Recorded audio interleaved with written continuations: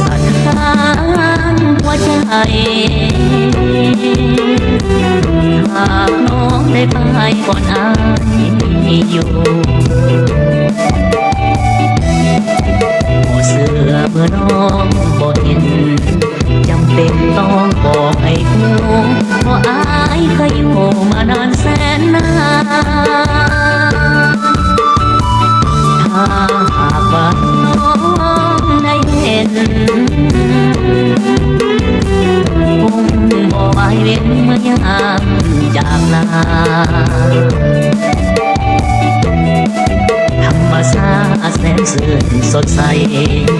ไหลแดดดินบ้านผ่านเงินพัฒนาไปแล้ววันยังไง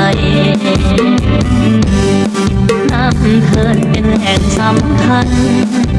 น้ำสั่นเงินเลือดมาซาแดดแห่งมาลากุหลาบแสนงาม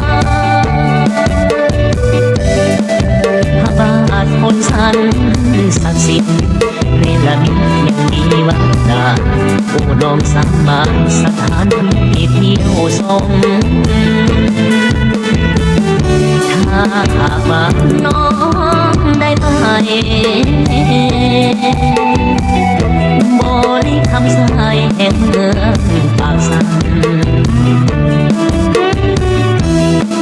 อย่าลืมสมน้ำสองสีน้ำใจแสนดีต่อกันบ่าวเมืองปากสัน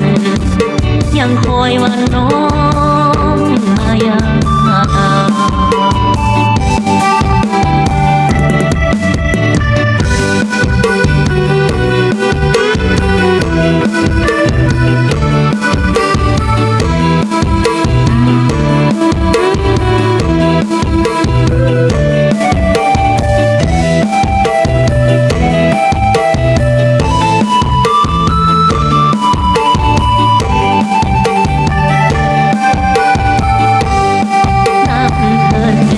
สำคัญ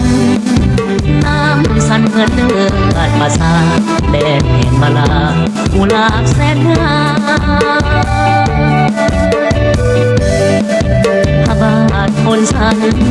ศักดิ์สิทธิ์เนรมิตยังมีวัดดา